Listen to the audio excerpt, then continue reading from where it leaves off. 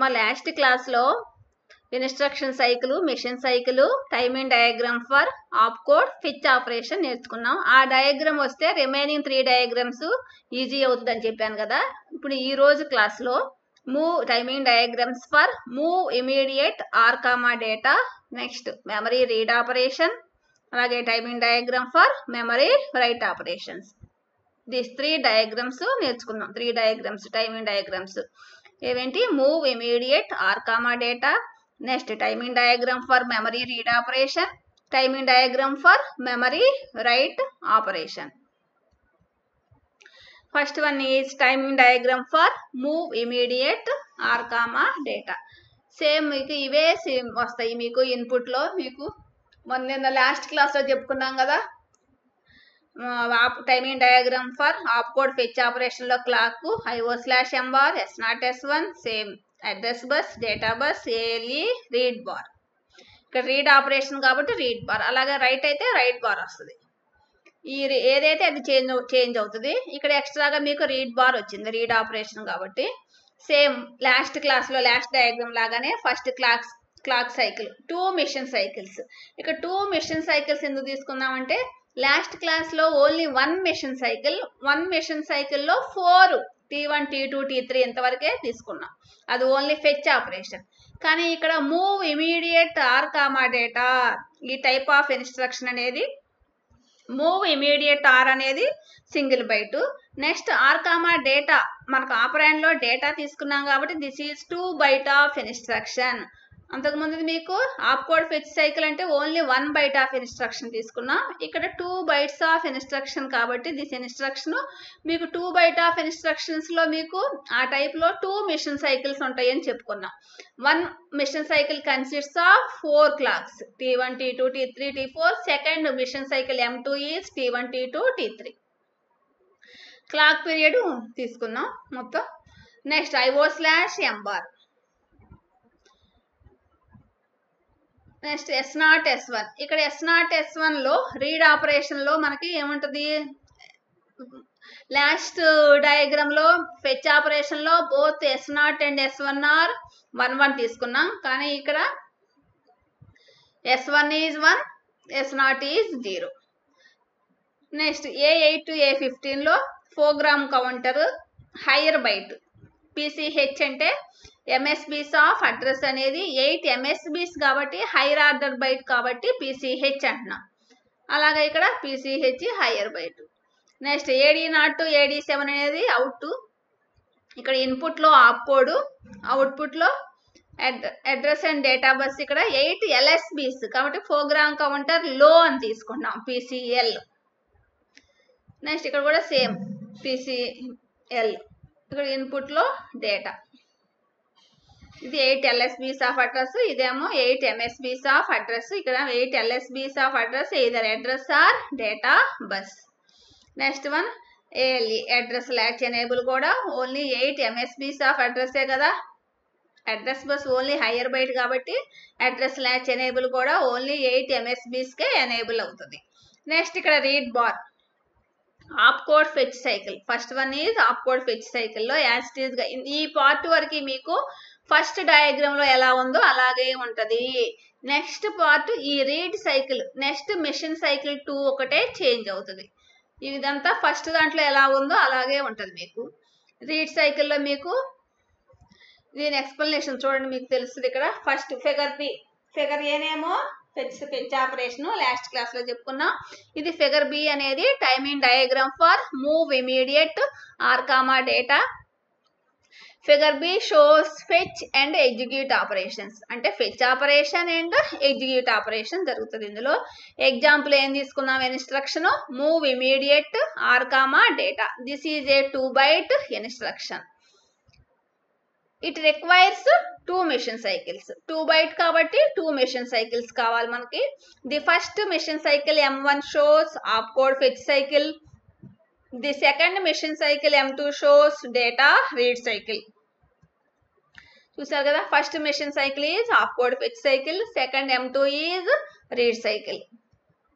Next, if an instruction is 2 or 3 bytes then it requires more mission cycles. మీకు last క్లాస్లో చెప్పాను మీకు machine cycles మీద instruction మీద డిపెండ్ అయి ఉంటుంది.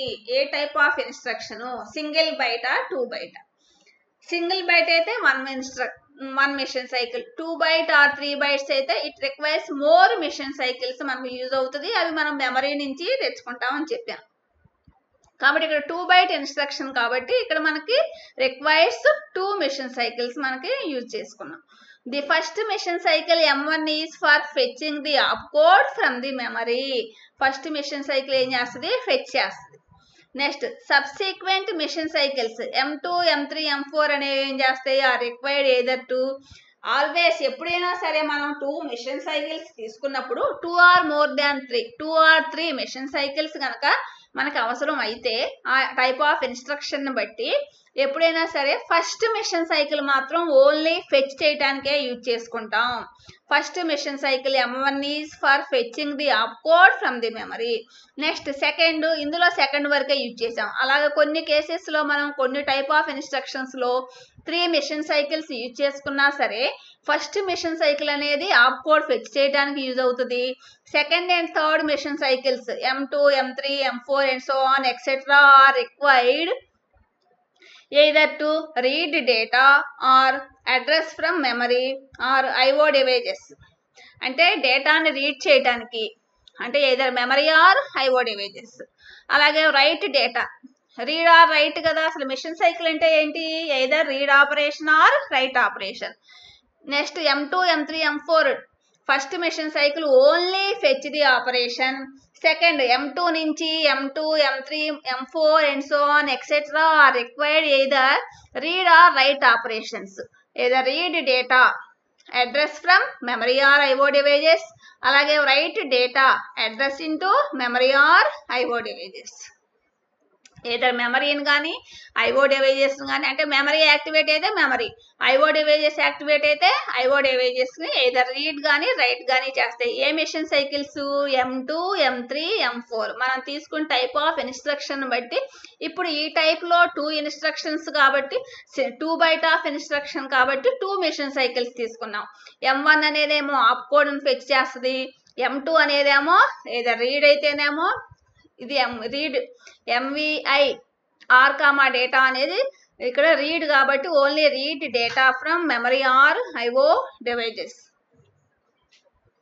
Next timing diagram for memory read operation. ఇందులో మీకు సేమ్ ఇందాకలాగానే క్లాక్ పల్స్, IO/M బార్, ఇది సెకండ్ డయాగ్రామ్. ఇంతకు ముందు అయింది మనం ఫిగర్ బినేమో మీకు MVI R comma data, figure సినేమో timing diagram for memory read operation. Clock, IO/M bar ఇవన్నీ సేమ్ సిమిలర్. రీడ్ ఆపరేషనే కాబట్టి రీడ్ బార్ ఉంటుంది. ఇక్కడ only T1, T2, T3 1 machine సైకిలే తీసుకున్నాం ఇందులో మనకి రీడ్ ఆపరేషన్కి.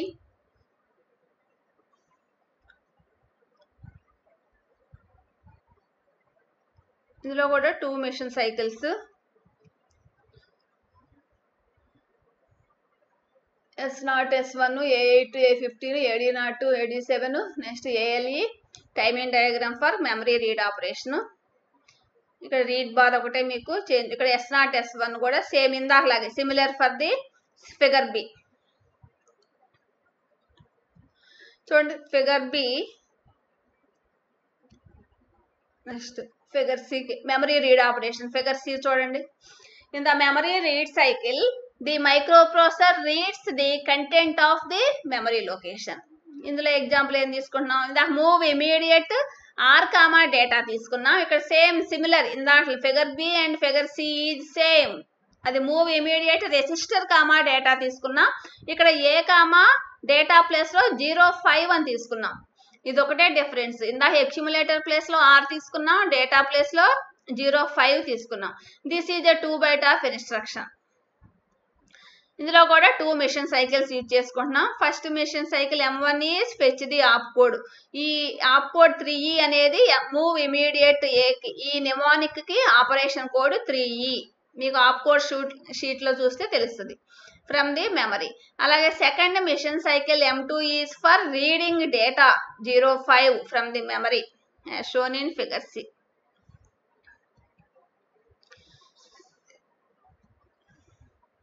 Next IO/M bar in the cycle IO/M bar goes low indicating that the address is for memory. అంటే మెమరీ అనేది లో తీసుకుంటే మెమరీ బార్ అనేది హై అవుతుంది కాబట్టి address is for memory. Next S0 S1 these are set to 0 and 1 అంటే S0 is 0 S1 is 1 తీసుకోవాలి memory read operation లో. ఇది ఎలా అనేది మీకు పిన్ కాన్ఫిగరేషన్ లోనే మీకు స్టేటస్ కోడ్స్ టేబుల్ చెప్పాను. ఆ టేబుల్ ని బట్టి రీడ్ ఆపరేషన్ అయితే S0 is 0 S1 is 1. Next A8 to A15 address 8 MSBs of the memory address of the data are sent same similar. ఇక్కడ రీడ్ బార్ రైట్ బార్లు ఏదైనా సరే మీకు ఆ వాల్యూ లో వాల్యూస్ కే యాక్టివేట్ అవుతాయి అని తెలుసు కాబట్టి ఇక్కడ రీడ్ బార్ లో ఇఫ్ రీడ్ ఈజ్ గోస్ లో RD ఈజ్ లో తీసుకుంటే రీడ్ బార్ అనేది హై అవుతుంది కాబట్టి at T2 enable the memory if read goes high at T3 is disable. Read అనేది లో అయితేనేమో T2 ఎనేబుల్ అవుతుంది, రీడ్ అనేది హై అయినప్పుడు రీడ్ బార్ అనేది మళ్ళీ లో అవుతుంది కాబట్టి అప్పుడు T3 ఈజ్ డిజేబుల్ అవుతుంది. అర్థమైంది కదా ఈ కండిషన్. రీడ్ బార్ వర్క్ అవ్వాలి అంటే రీడ్ అనేది లో వాల్యూ తీసుకోవాలి, రీడ్ లో వాల్యూ తీసుకున్నప్పుడు రీడ్ బార్ అనేది హై అవుతుంది కాబట్టి T2 అనేది ఎనేబుల్ అవుతుంది.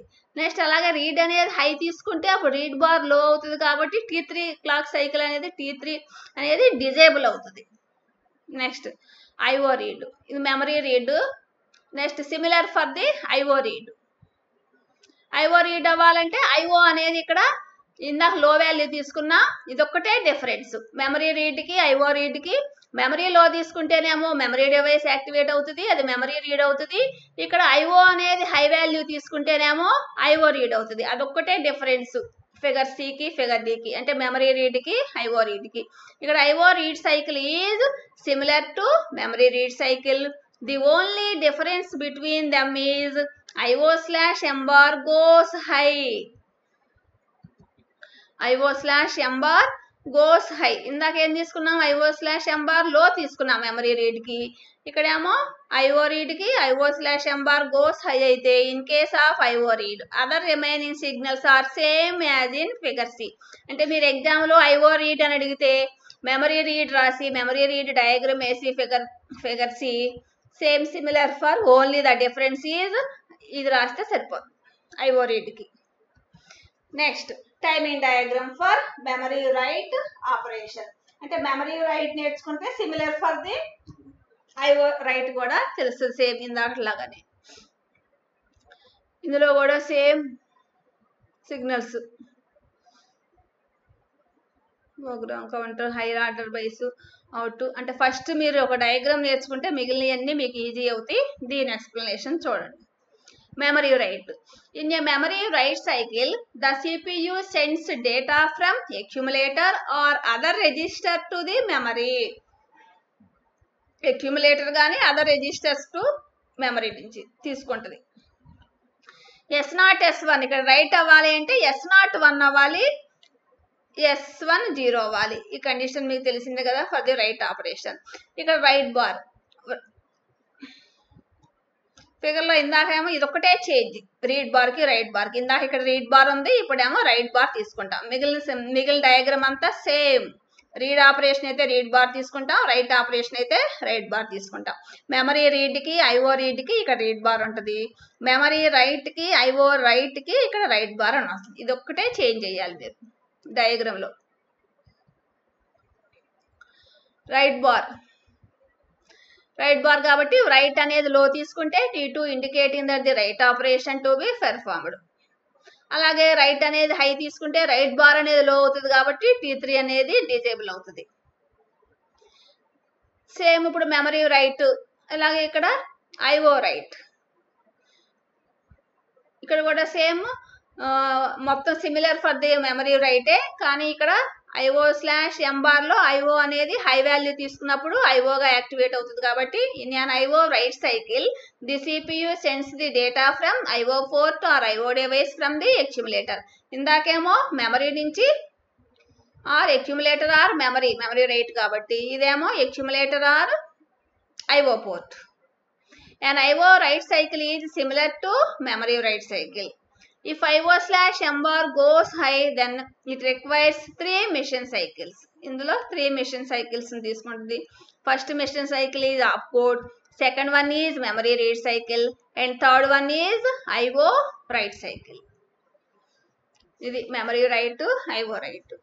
మొత్తం మనకి 4 టైమింగ్ డయాగ్రామ్స్ ఉంటాయి. First one is opcode fetch operation, second one is move immediate R comma data, same read ఆపరేషనే. ఇక్కడ రెసిస్టర్ ప్లేస్ లో మళ్ళీ రీడ్ ఆపరేషన్ లో మూవ్ ఇమీడియట్ ఎక్యుములేటర్ తీసుకుని ఏ కామా డేటా ప్లేస్ లో 0.5 తీసుకున్నాము ఫిగర్ సికి. అలాగే ఫిగర్ దీనేమో memory read R memory write, IO write. ఇది ఫిగర్ ది. సేమ్ ఇదే మెమరీ రైట్ కి IO రైట్ కి ఒకటే డయాగ్రామ్. ఇదేమో మెమరీ రీడ్ ను మీకు move immediate R comma data same diagrams. Figure B, figure C. Figure ఏనేమో లాస్ట్ క్లాస్ లో చెప్పుకున్నాం, అది ఆఫ్ కోడ్ ఫెచ్ ఆప్. మొత్తం ఈ 4 టైమింగ్ డయాగ్రామ్స్ ఇంపార్టెంట్. దీంతో మీకు టైమింగ్ డయాగ్రామ్స్ కంప్లీట్ అయినాయి.